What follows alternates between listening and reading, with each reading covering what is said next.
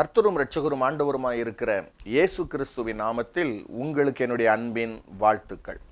காதுள்ளவன் கேட்க கடவன் என்கிற நிகழ்ச்சியின் மூலமாக மறுபடியும் உங்களோடு கூட கர்த்தருடைய வார்த்தைகளை பகிர்ந்து கொள்வதற்கு கர்த்தர் கொடுத்த நல்ல தருணத்திற்காக கர்த்தருக்கு மகிமை உண்டாவதாக, மகிமை உண்டாவதாக. இன்றைக்கும் 1 சாமுவேலின் புஸ்தகம் 3வது அதிகாரம் 13வது வசனத்திலிருந்து இன்றைய செய்தியை நாம் தொடங்க போகிறோம். 1 சாமுவேல் 3வது அதிகாரம் 13வது வசனம். அந்த வசனத்தை நான் உங்களுக்காக வாசிக்கிறேன், கவனியுங்கள்.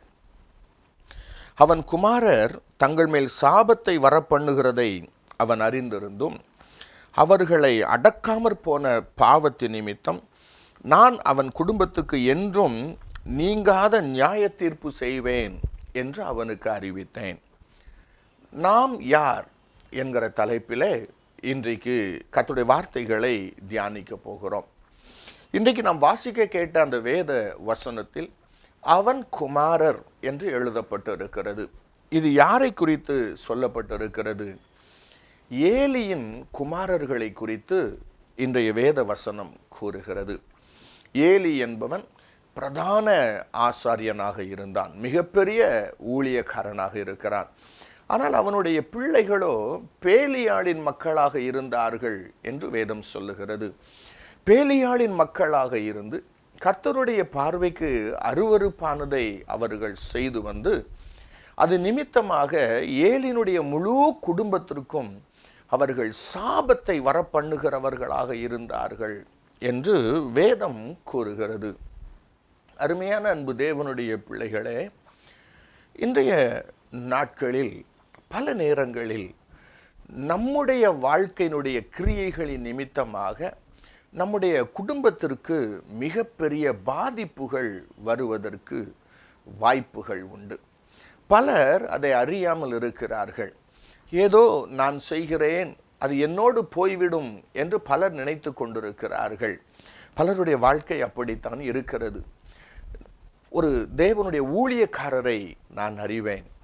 அந்த ஊழியக்காரர் என்று சொல்லுகிறவர் நன்றாக குடிக்க ஆரம்பித்தார், குடித்து வெறிக்க ஆரம்பித்தார், துன்மார்க்கமான ஒரு வாழ்க்கையை வாழ ஆரம்பித்தார். அவர் நேரடியாகவே சொன்னாராம், நான் கட்டாயம் நரகத்திற்குத்தான் போவேன் என்று. ஊழியத்தை செய்கிற அந்த ஊழியக்காரர் சொல்லி எந்த அளவுக்கு அவர் துன்மார்க்கமாக வாழ முடியுமோ அந்த அளவுக்கு அவர் துன்மார்க்கமாக வாழ்ந்து வந்தார்.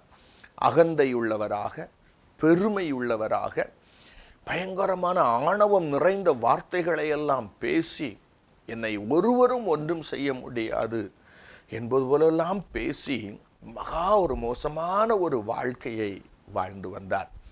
ஆனால் கடைசியில் நடந்தது என்ன தெரியுமா? அப்படி துன்மார்க்கமாக வாழ்ந்து வந்த அந்த ஊழியக்காரர் மரணத்தை தழுவினார், மரித்து போனார். அத்தோடு நின்றுவிடவில்லை.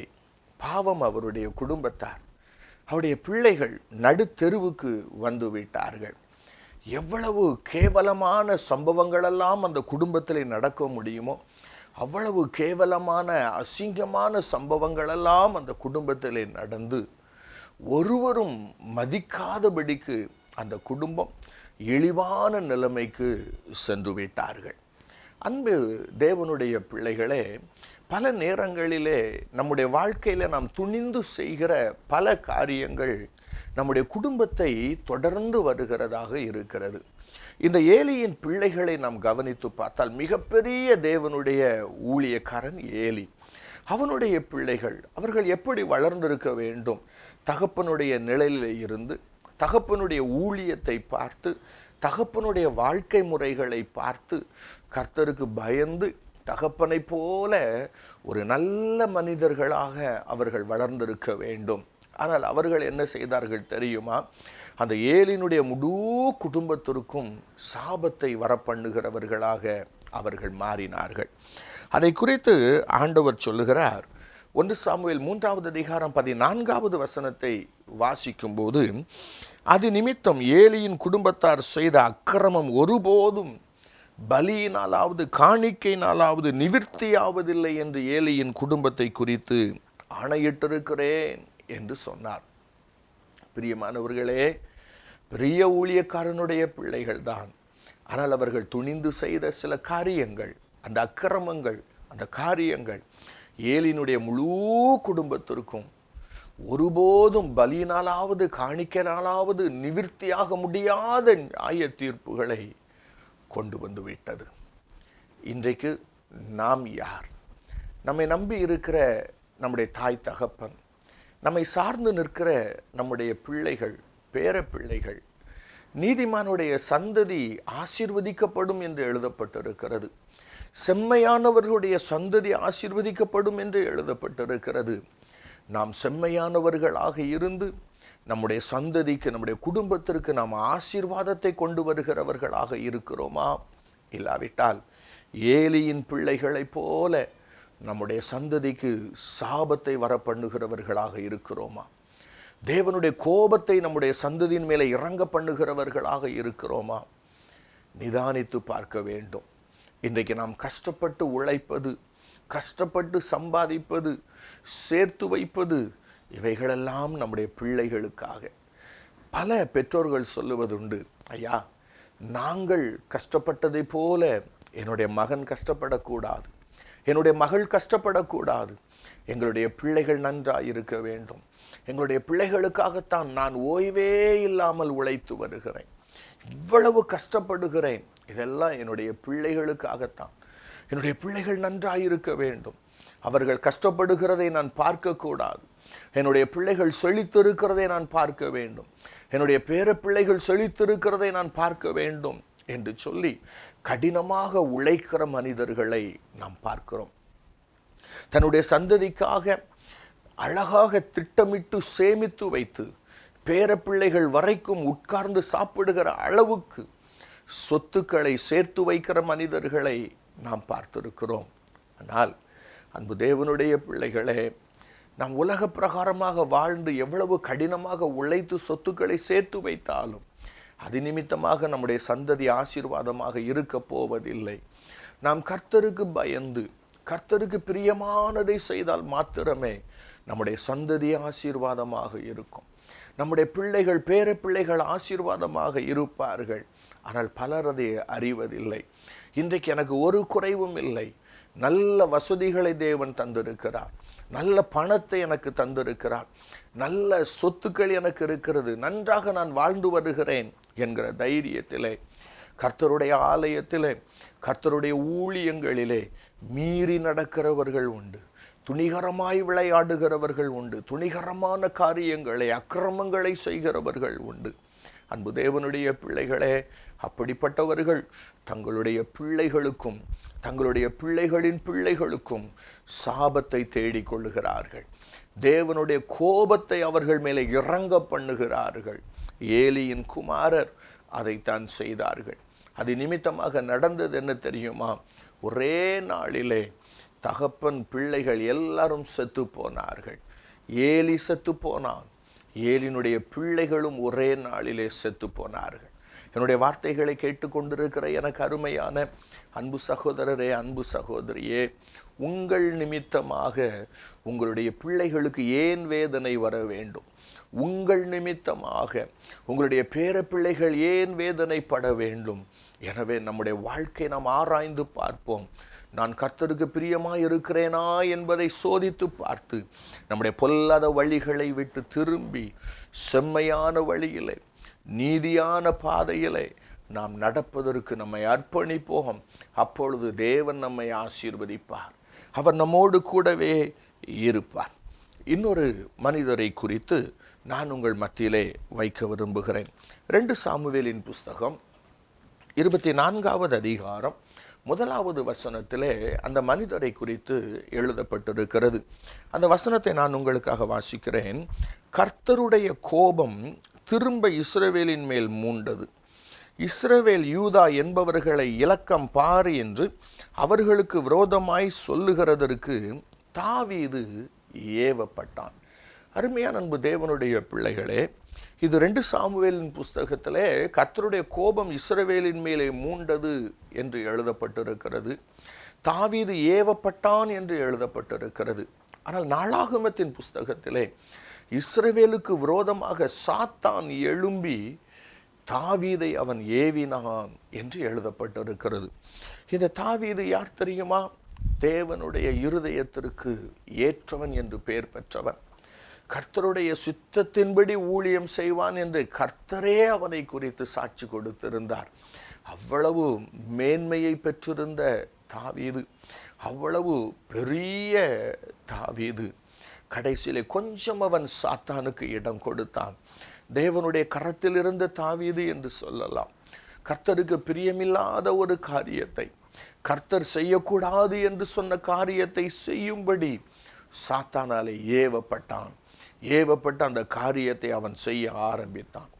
இஸ்ரவேல் ஜனங்களை எல்லாம் அவன் எண்ணும்படி யோவாப் என்கிற தன்னுடைய படை தளபதியை அனுப்பினான். இஸ்ரவேல் ஜனங்கள் எல்லாம் எண்ணப்படுகிறார்கள். தேவனுடைய கோபம் இஸ்ரவேல் ஜனங்களின் மேலே மூழ்கிறது. நன்றாய் கவனித்து பாருங்கள். தாவீது அரண்மனையில் இருக்கிறான். மனைவிகள் உண்டு, அவனுக்கு நல்ல ஆஸ்திகள் உண்டு, ஒரு குறைவும் இல்லாமல் அவன் வாழ்ந்து வருகிறான். ஆனால் இவன் செய்த இந்த காரியத்தின் நிமித்தமாக தேவனுடைய கோபம் முழு இஸ்ரவேலின் மேலே இறங்கிற்று என்று நாம் பார்க்கிறோம். கர்த்தருடைய தூதன் உருவின பட்டயத்தோடு, அதாவது கொள்ளை நோய் என்கிற பட்டயத்தோடு தேசத்தின் மேலே அவன் எழுந்து நின்றான் என்று எழுதப்பட்டிருக்கிறது. இந்த கர்த்தருடைய வாதையின் நிமித்தமாக அன்றைக்கு இஸ்ரவேலிலே செத்து போனவர்கள் எத்தனை பேர் தெரியுமா? 70,000 பேர் செத்து போனார்கள். நன்றாய் கவனித்து பாருங்கள். அந்த 70,000 பேர் என்ன தீமை செய்தார்கள்? அந்த 70,000 பேர் என்ன பாவம் செய்தார்கள்? அவர்கள் மரணத்திற்கு ஏதுவாக எதையாகிலும் செய்தார்களா? அவர்கள் இப்படி சாக வேண்டிய அவசியம் என்ன என்பதையெல்லாம் யோசித்து பார்த்தால் அவர்களிடத்தில் ஒரு குறை இல்லை. அவர்கள் ஒரு தவறும் செய்யாத, வேத வசனத்தின்படி வலது கைக்கும் இடது கைக்கும் வித்தியாசம் தெரியாத அப்பாவி ஜனங்கள் அந்த 70,000 இஸ்ரவேல் ஜனங்கள். ஆனால் தவறு செய்தது அந்த ஜனங்களுடைய தலைவனாகிய தாவீது. ஜனங்களுக்கு தலைவனாக தேவனாலே அபிஷேகம் பண்ணப்பட்ட, தேவனாலே ஏற்படுத்தப்பட்ட தாவீது கர்த்தருடைய வார்த்தைகளை மீறி, கர்த்தருடைய இருதயத்தை அறிந்து கொள்ளாமல் தேவ சித்தத்திற்கு புறம்பான காரியங்களை அவன் செய்ய ஆரம்பித்த போது பாவம் ஒன்றுமில்லாத அப்பாவியான ஜனங்கள் 70,000 பேர் மரித்து போனார்கள் என்று எழுதப்பட்டிருக்கிறது. அந்த 70,000 பேருடைய இரத்த பழிக்கும் இந்த தாவீது காரணமாகிவிட்டான். என்னை பார்த்து கொண்டிருக்கிற எனக்கு அருமையான அன்பு சகோதரனே, அன்பு சகோதரியே, நம் நிமித்தமாக ஏன் மற்றவர்கள் சாக வேண்டும்? நம் நிமித்தமாக ஏன் மற்றவர்கள் இழப்பை சந்திக்க வேண்டும்? அவர்கள் அழிந்து போக வேண்டும்? யோசித்து பாருங்கள். ஒருவேளை குடும்ப தலைவர்கள், சபையினுடைய தலைவர்கள், சுவிசேஷ ஊழியமாக இருந்தால் அந்த ஊழியத்தை பொறுப்பெடுத்து நடத்துகிற தலைவர்கள் ஜாக்கிரதையாக இருக்க வேண்டும், மிகுந்த கவனமாக இருக்க வேண்டும். நம் வேதத்திலே வாசிக்கிறோம், கர்த்தருக்கு பயப்படுகிற மனுஷன் இவ்விதமாய் ஆசீர்வதிக்கப்படுவான். கர்த்தருக்கு பயப்படுகிறவன் எவனோ, கர்த்தருடைய வார்த்தைகளில் நடக்கிறவன் எவனோ. அப்போ அந்த குடும்ப தலைவர்கள் தான் அந்த குடும்பத்திற்கான ஒரு இன்ஜினை போன்றவர்கள். மனைவி பிள்ளைகளெல்லாம் அந்த இன்ஜினை தொடர்ந்து வருகிற ரயில் பட்டியை போன்றவர்கள். ஊழியத்திலே சபையினுடைய தலைவராக இருந்து சபையை மேய்க்கிற மேய்ப்பன் தான் அந்த ஊழியத்தினுடைய இன்ஜினை போன்றவர்கள். ஒரு சுவிசேஷ ஊழியமாக இருந்தால் அந்த ஊழியத்தை பொறுப்பெடுத்து நடத்துகிற அந்த ஊழியக்காரர் தான் அந்த ஊழியத்தினுடைய இன்ஜினை போன்றவர்கள். அதுக்கு பின்னாடி இருக்கிறவங்க எல்லாம் பெட்டியை போன்றவர்கள் தான். சாத்தான் இந்த தலைவர்களைத்தான் கண் வைக்கிறான். அவனுடைய கண் எப்போதும் தலைவர்கள் மேலே இருக்கிறது, பொறுப்பாளர்கள் மேலே இருக்கிறது. நன்றாய் கவனித்து பாருங்கள். அங்க முன்னாடி சென்று கொண்டிருக்கிற அந்த இன்ஜினை மாத்திரம் கொஞ்சம் அவன் டைரக்ஷனை திருப்பிவிட்டால் அந்த இன்ஜினை பின்பற்றி போகிற எல்லா பெட்டிகளும் தானாகவே அது வழி மாறி போய்விடும், திசை மாறி போய்விடும். அத்தனை பெட்டிகளும் வீணாய் போவதற்கு அந்த இன்ஜின் காரணமாக இருக்கும். அப்படித்தான் இங்கு அவன் செய்கிறான். தாவீதின் மேலே கண் வைத்து தாவீதை அவன் ஏவினான். தாவீது கொஞ்சம் சாத்தானுடைய ஏவுதலுக்கு செவி கொடுத்து விட்டான். அதனாலே அவன் துணிந்து ஜனங்களை எண்ண ஆரம்பித்த போது ஜனங்களிலே 70,000 பேர் செத்து போனதை நாம் வேதத்திலே வாசிக்கிறோம். என்னை பார்த்து கொண்டிருக்கிற எனக்கு அருமையான அன்பு குடும்ப தலைவரே, ஊழியம் செய்து கொண்டிருக்கிற ஊழியக்காரரே, ஜாக்கிரதையாய் இருக்க வேண்டும், எச்சரிக்கையாய் இருக்க வேண்டும். உங்களுடைய அன்பு மனைவி, உங்களுடைய அருமையான அன்பு பிள்ளைகள் எவ்வளவு பாசம் வைத்திருக்கிறார்கள் உங்கள் மேலே. உங்களுக்காகவே அவர்கள் தங்களுடைய வாழ்க்கையை அர்ப்பணித்திருக்கிறார்கள். இப்படிப்பட்ட நல்ல மனைவி, நல்ல பிள்ளைகள் உங்கள் நிமித்தமாக ஏன் வேதனைகளை சந்திக்க வேண்டும்? ஏன் அவர்கள் பாடுபட வேண்டும்? எனவே நீங்கள் கர்த்தருக்கு பயந்து வாழ வேண்டும். ஒருவேளை நீங்கள் ஊழியம் செய்கிறவர்களாக இருந்தால், ஊழியத்தில் உங்களோடு கூட இருக்கிறவர்கள் உங்கள் நிமித்தம் பாதிக்கப்பட்டு விடக்கூடாது, உங்கள் நிமித்தம் அவர்கள் அடிக்கப்பட்டு விடக்கூடாது, உங்கள் நிமித்தம் அவர்கள் அழிந்து போகக்கூடாது. அதற்கு இந்த தாவீதினுடைய சம்பவம் மிகுந்த ஒரு எச்சரிக்கையாயிருக்கிறது.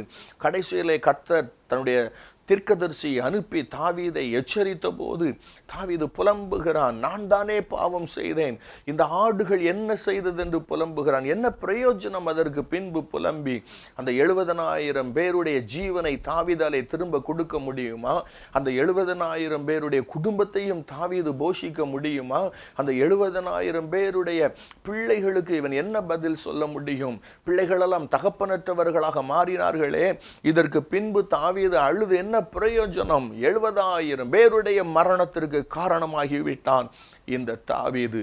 தேவனுடைய பிள்ளைகளாகிய நாம் நம்முடைய ஒவ்வொரு காரியங்களிலும் மிகுந்த பயத்தோடும் பக்தியோடும் கர்த்தருக்கு பிரியமாயிருக்கிறேனா என்பதை நாம் பார்த்து வாழுவதற்கு நாம் கடனாளிகளாக இருக்கிறோம். எனவே எச்சரிக்கையாக இருக்க வேண்டும். மூன்றாவது ஒரு நபரை நான் உங்களுக்கு முன்பாக வைக்க விரும்புகிறேன். அப்போஸ்தலர் நடபடிகளின் புஸ்தகம் 27வது அதிகாரம், அதில் 24வது வசனத்தை நான் வாசிக்கிறேன். நீங்கள் கவனியுங்கள். அப்போஸ்தலர் 27வது அதிகாரம், அதில் 24வது வசனத்தை நான் உங்களுக்காக வாசிக்கட்டும். பவுலே, பயப்படாதே, நீ ராயனுக்கு முன்பாக நிற்க வேண்டும். இதோ உன்னுடனே கூட யாத்திரை பண்ணுகிற யாவரையும் தேவன் உனக்கு தயவு பண்ணினார் என்றான். இங்கு கவனித்து பாருங்கள். தேவனுடைய ஊழியக்காரனாகிய பவுல் ஒரு படகிலே இருக்கிறான். அந்த படகிலே அவனோடு கூட சேர்ந்து அநேக கைதிகள் இருக்கிறார்கள். இப்பொழுது அவர்கள் சென்ற படகு ஒரு பெரிய சுழல் காற்றிலே, ஒரு சூறாவளி காற்றிலே சிக்கி கொண்டது. படகு உடைய போகிறது. என்ன செய்வோம், பிழைப்போம் என்கிற நம்பிக்கை ஒருவருக்கும் இல்லை. ஆனால் அப்பொழுது கர்த்தருடைய தூதன் வந்து பவுலினிடத்திலே சொல்லுகிறான். என்ன சொன்னான் தெரியுமா? உன் நிமித்தமாக உன்னோடு கூட பயணம் பண்ணுகிற எல்லாரையும் தேவன் காப்பாற்ற போகிறார். நீ அந்த படகில இருக்கிறது நிமித்தமாக உன் கூட இருக்கிற ஒவ்வொருவரும் பாதுகாக்கப்பட போகிறார்கள். அவர்கள் அழிவை சந்திக்க போகிறதில்லை. எனவே நீ பயப்படாதே. என உன் மேல தேவ சித்தம் இருக்கிறது, உன் மேல கர்த்தருடைய திட்டம் இருக்கிறது. நீ ராயனுக்கு முன்பாக நின்று கர்த்தரை குறித்து சாட்சி சொல்ல வேண்டும். எனவே நீ கர்த்தருக்கு அவசியமாக இருக்கிறபடியினாலே உன் கூட இருக்கிற எல்லாரையும் கர்த்தர் தயவு பண்ணினார் என்று கர்த்தருடைய தூதன் சொன்னான். அப்படியே நடந்தது. அந்த பிரயாணத்தில் கப்பல் சில நேரங்களுக்குள்ளாக உடைந்து நொறுங்கினது. ஒரு மனிதருக்கு கூட உயிர் சேதம் வராதபடிக்கு கர்த்தர் பாதுகாத்தார். என்னை பார்த்து கொண்டிருக்கிற எனக்கு அருமையான அன்பு சகோதரனே, அன்பு சகோதரியே, நாம் யார் என்கிற கேள்வி இன்றைக்கு நமக்கு முன்பாக வைக்கப்படுகிறது. 3 மனிதர்களை நான் உங்களுக்கு முன்பாக வைத்தேன். ஒன்று ஏலியின் பிள்ளைகள், அவர்கள் புறஜாதிகள் அல்ல, ஊழியக்காரனுடைய பிள்ளைகள். 2வது தாவீது, அவன் தேவனுடைய இருதயத்திற்கு ஏற்றவனாக இருந்தவன். 3வது பவுல், தேவனுடைய ஊழியத்தை செய்து கொண்ட தேவனுடைய ஊழியக்காரன். 3 பேருமே தேவனுக்கு நெருக்கமானவர்கள் தான். ஆனால் அந்த 3 பேரிலே 2 பேர் தங்களோடு கூட இருந்தவர்களுக்கு, தங்களுடைய சந்ததிக்கு அழிவை கொண்டு வந்தார்கள். ஆனால் ஒருவன் தன்னோடு கூட இருந்த எல்லாருக்கும் ஆசீர்வாதமான பாத்திரமாக மாறினான். நாம் யார்? நமக்கும் இயேசுவின் நாமம் தரிக்கப்பட்டிருக்கிறது. நாமும் தேவனுடைய பிள்ளைகள். ஒருவேளை நாம் தேவனுடைய ஊழியத்தை செய்கிறவர்களாக கூட இருக்கலாம். எப்படிப்பட்டவர்களாக இருந்தாலும் நாம் ஆசீர்வாதமான பாத்திரமாக இருக்கிறோமா, இல்லாவிட்டால் அழிவை கொண்டு வருகிற பாத்திரமாக இருக்கிறோமா என்பதுதான் இன்றைய கேள்வி. தேவனுடைய பிள்ளைகளை மையமாக வைத்துத்தான் எல்லா காரியங்களையும் கர்த்தர் செய்கிறார். கர்த்தருடைய பிள்ளைகளாகிய நம்மை சார்ந்து நின்றுதான் தேவன் செயல்படுகிறவராக இருக்கிறார். எனவே நம்மை சார்ந்தவர்களுக்கு நாம் ஆசீர்வாதமான வாய்க்காலாகவும் மாற முடியும். நம்மை சார்ந்தவர்களுக்கு பாதிப்புகளை உண்டாக்குகிறவர்களாகவும் நாம் மாற முடியும். எனவே நம்முடைய வாழ்க்கை நிதானித்து பார்ப்போம். நிதானித்து பார்த்த ஆண்டவரே, என்னாலே என்னுடைய குடும்பத்தில் இருக்கிற ஒருவரும் வேதனைப்படக்கூடாது, என்னாலே என்னுடைய சபையில் இருக்கிற என்னுடைய ஊழியத்தில் இருக்கிற ஒருவரும் கஷ்டப்படக்கூடாது, என்னாலே என்னுடைய சந்ததி பாதிக்கப்படக்கூடாது. என்னை நான் ஆசீர்வதிங்க ஆண்டவரே. நான் ஆசீர்வாதத்தின் வாய்க்காலாக, ஆசீர்வாத பாத்திரமாக இருக்கட்டும். என் நிமித்தமாக என்னுடைய மனைவி, பிள்ளைகள், என்னுடைய உடன் ஊழியக்காரர்கள், என் ஊழியத்தில் வருகிற எல்லாருக்கும் ஆசீர்வாதம் உண்டாகும்படி என்னுடைய வாழ்க்கையை நான் உம்முடைய பலிபீடத்திலே வைக்கிறேன். என்னுடைய வாழ்க்கையை நான் சீர்படுத்த ஒப்பு கொடுக்கிறேன். என்னுடைய வாழ்க்கை செம்மையானதாக இருக்க நான் ஒப்பு கொடுக்கிறேன் என்று சொல்லி கர்த்தருடைய பாதத்திலே நம்முடைய வாழ்க்கையை அர்ப்பணிப்போம். அப்பொழுது தேவ கரம் நம்மேலே இருக்கும். நாம் ஏலியின் பிள்ளைகளைப் போல அல்லாமல், தாவீதை போல அல்லாமல், பவுலை போல நம்மோடு கூட இருக்கிற எல்லாருக்கும் ஆசீர்வாதத்தை கொண்டு வருகிற பாத்திரமாக தேவன் நம்மை மாற்றுவார். அவ்வாறு வணைந்து கொள்ளுவார். அப்போது நமக்கு நன்மையும் கிருபையும் மேன்மையும் உண்டாயிருக்கும். நாம் சுகித்திருப்போம், ஆசீர்வாதமாயிருப்போம். கர்த்தர் உங்களை ஆசீர்வதிப்பாராக. ஆமேன், ஆமேன்.